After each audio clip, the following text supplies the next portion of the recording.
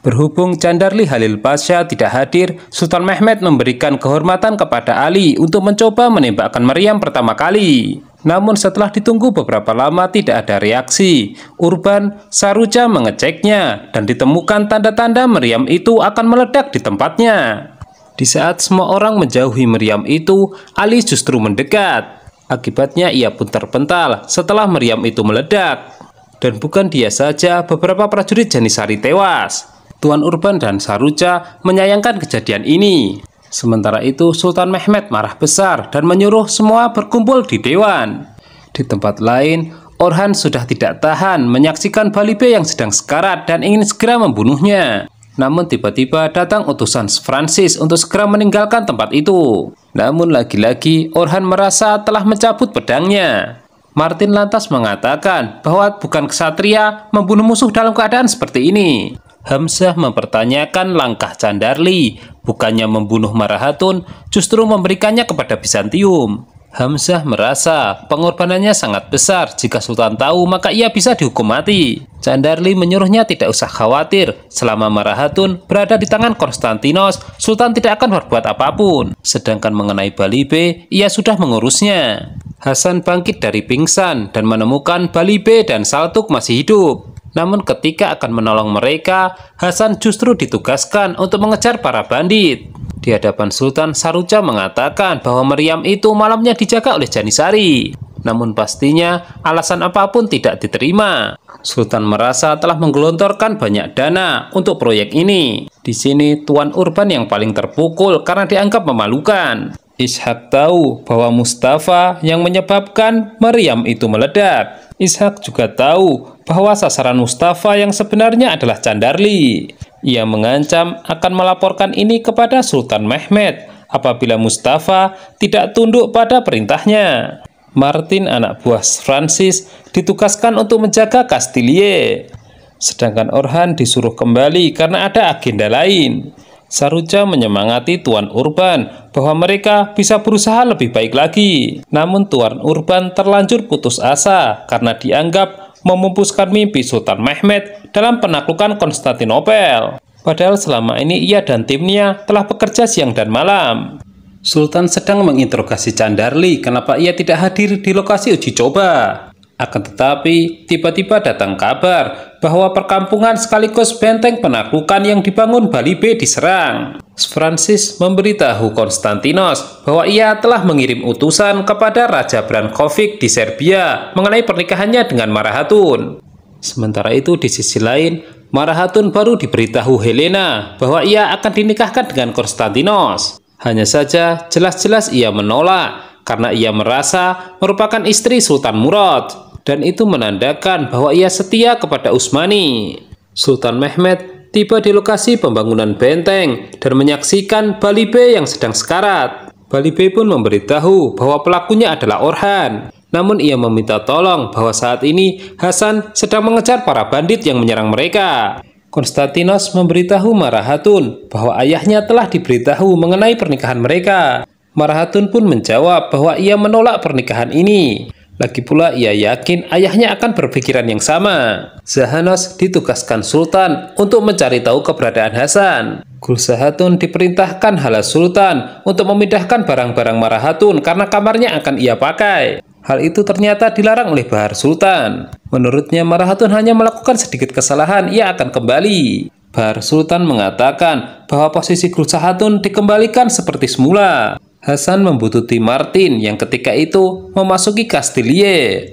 Namun kemudian ia kepergok salah satu tabib yang sedang mencari tanaman obat. Hasan akhirnya melumpuhkan orang itu dan memiliki ide untuk memakai aksesorisnya agar bisa masuk ke Kastilie. Sultan gelisah dengan beberapa kekalahan yang ia alami. Ditambah lagi kedatangan Hamzah yang memberitahu bahwa ia disergap dan Marahatun diculik. Hamzah juga memberitahu bahwa seluruh prajuritnya mati, hanya dia yang selamat. Hasan terpaksa menyamar sebagai orang Kristen dan meninggalkan penutup kepalanya agar dikenali orang yang mencarinya. Hal itu ternyata sangat efektif. Ia dengan mudah masuk ke Kastilie, sedangkan Zahanos bisa menemukan keberadaannya dari ikat kepala yang ia tinggalkan. Malam harinya, Zahanos memanggil Hasan dengan isyarat dan ternyata dijawab. Rencana pun berlanjut dengan Hasan akan membuat huru-hara. Ketika tidur, Sultan Mehmed didatangi Ahmed dalam mimpinya. Dia mengingatkan cerita ayah mereka mengenai Karabe yang menyebabkan kematiannya. Intinya, Ahmed hanya ingin mengingatkan agar Sultan Mehmed bangkit dan tidak terpuruk. Sementara itu, Hasan diam-diam memasuki kandang kuda dan menciptakan kebakaran. Hal itu menyebabkan penduduk kastil berhamburan karena panik. Lalu kesempatan itu digunakan Zahanos untuk menyerang kastil. Sedangkan di sisi lain, Hasan membuka gerbang untuk memudahkan akses. Singkat cerita, pertempuran pun dimenangkan pihak Zahanos dan Hasan. Sedangkan pihak kafir meninggalkan Martin yang kemudian disandra dan diinterogasi untuk memberitahukan siapa yang memerintahnya. Setelah dia menjawab Francis, Hasan kemudian memenggal kepala Martin. Sultan Mehmed seperti kesurupan. Malam itu juga ia bekerja sendiri untuk membangun benteng. Begitu ditegur, bawahannya juga disuruh kerja. Hamzah menjenguk Balibe dan menceritakan apa yang ia alami. Namun hal itu justru membuat Balibe semakin curiga. Di saat semua prajuritnya berjuang hingga mati, ia justru kabur. Hamzah membantah bahwa ia dilepaskan seperti dirinya. Tuan Urban menangis di makam Mukmin Ali. Ia teringat perjuangannya dengan tim hingga mimpi menaklukkan Konstantinopel sebagai langkah balas dendam. Namun ketika usaha mereka itu gagal dan tidak dihargai Sultan, maka ia merasa sakit hati. Saruca kembali menghiburnya dengan mengatakan bahwa semua itu bukan salah mereka. Jika mereka tidak mencobanya lagi, maka perjuangan Ali sia-sia. Sultan tidak mau didikte oleh istrinya bahwa keputusannya menghukum Marahatun sudah benar. Dan mengenai apa yang terjadi pada Marahatun di luar kendalinya. Bahar Sultan kesal dan mendatangi Hala Sultan yang sedang berbincang-bincang dengan Gulsahatun untuk memberitahukan bahwa Marahatun diculik. Dia curiga bahwa Hala Sultan terlibat dalam masalah ini. Celebi sedang menangani kasus mengenai seorang wanita yang dituduh berzina. Dia pun memberikan poin-poinnya. Sebelum menuduh, ia harus berani menghadirkan sedikitnya 4 saksi. Dengan begitulah keadilan akan ditegakkan. Akhirnya Celebi memutuskan untuk menghukum lelaki yang menuduh, sementara wanita yang dituduh dibebaskan. Sultan meminta pendapat Candarli bagaimana menghadapi Konstantinos. Candarli menjelaskan bahwa lebih baik mereka membuat perundingan. Sementara itu, Konstantinos mengajak jalan-jalan Marahatun sekaligus menunjukkan kekuatannya. Namun Marahatun tetap tidak tertarik karena ia mengetahui kondisi yang sebenarnya tentang Konstantinopel. Sultan mengajak berdiskusi Syihabedin dan Jahanos mengenai saran dari Candarli. Intinya mereka harus mengirim utusan kepada Konstantinos. Hanya saja mereka takut Konstantinos balas dendam. Zahanos memiliki ide siapa yang pantas mengemban tugas ini, yaitu Ali B. Celebi mendatangi toko buku Cavit Effendi. Di sana, Celebi menyaksikan sendiri Cavit Effendi menjual buku-buku ajaran kafir. Celebi ingin toko itu ditutup, namun Cavit Effendi beralasan toko dan bukunya sudah dipesan Sultan. Sementara itu, Kurjudohan mendatangi rumah orang kaya dan meminta pekerjaan. Salah satu karyawan menunjukkan banyak tumpukan kayu yang harus dipecahkan. Karena semakin jelasnya perbedaan pandangan, Celebi akan memantau toko buku Cavit Effendi. Sebab ia khawatir akan menyebarkan ajaran sesat kepada Sultan. Hasan pamer kepada Saltuk mengenai sepak terjangnya menghadapi orang kafir. Saltuk pun bangga kepadanya. Hasan mengalami kemajuan. Tak lama berselang, Hamzah ikut bergabung namun memberikan kabar buruk mengenai diculiknya Marahatun. Yang menjadi perhatian Saltuk, kenapa teman-temannya ditinggalkan mati begitu saja. Helena menyarankan kepada Konstantinos agar menikah paksa dengan Marahatun. Konstantinos mengatakan bahwa ia bukan hanya sekedar menikah, melainkan ingin berpolitik. Raja Serbia mengirim utusan untuk mengatakan bahwa ia menolak pernikahan ini.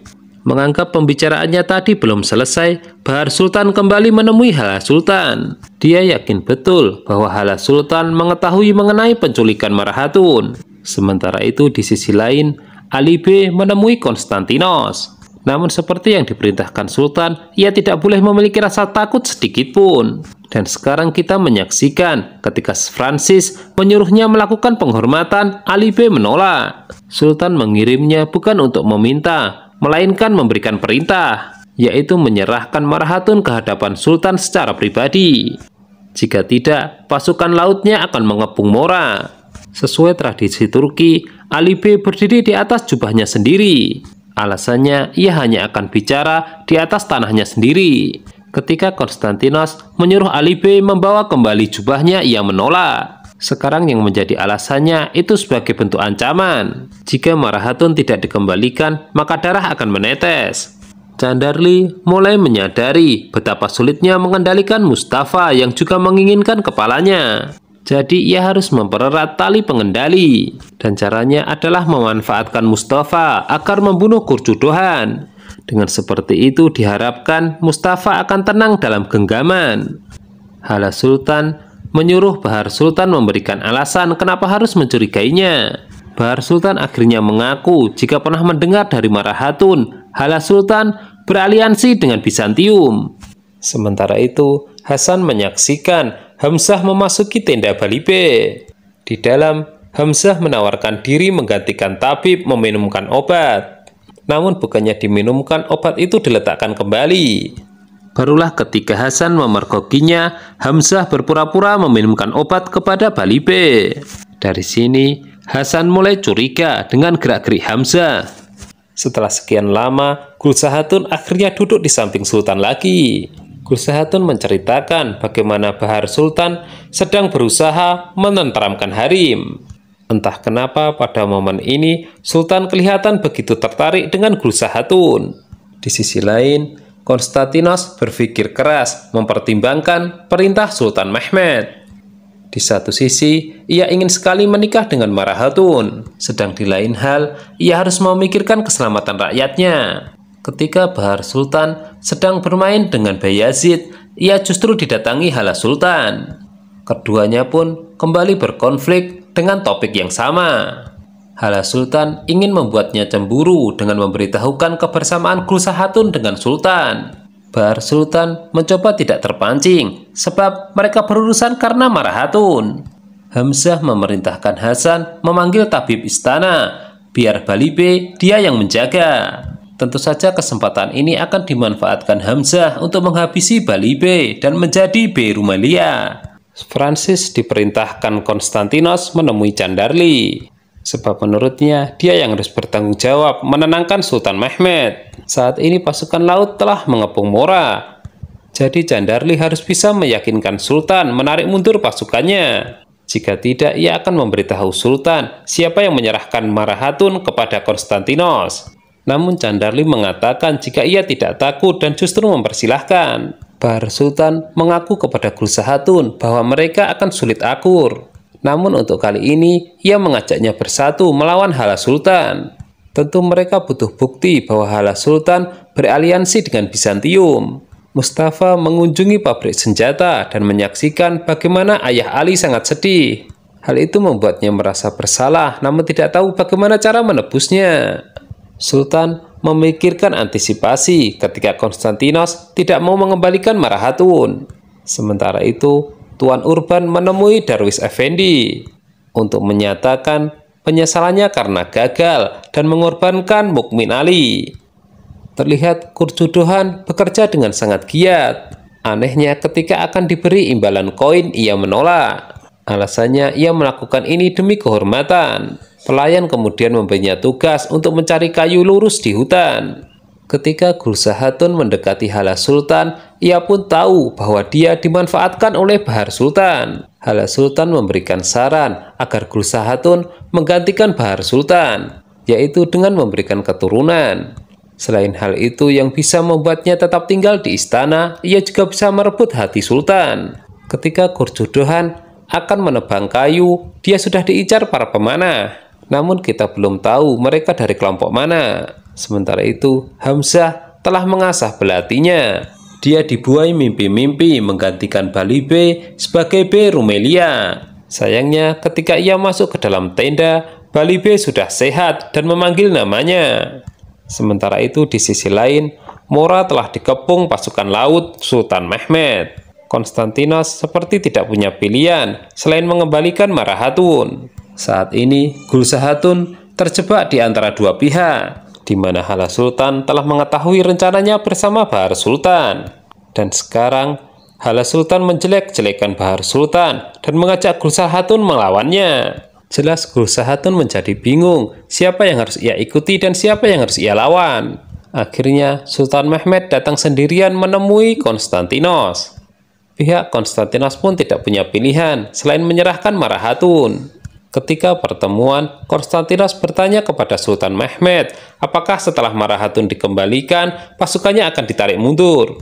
Sultan Mehmed menjawab, iya untuk kali ini. Meskipun seperti itu, Konstantinos tetap mengembalikan Marahatun. Namun ketika berpapasan dengan Marahatun, Konstantinos memberitahu bahwa Candar Lila yang menyerahkan dirinya kepadanya. Nah, seperti itulah akhir dari episode kali ini. Jangan lupa tonton kelanjutan serial drama ini hanya di Mail Channel ya. Terima kasih.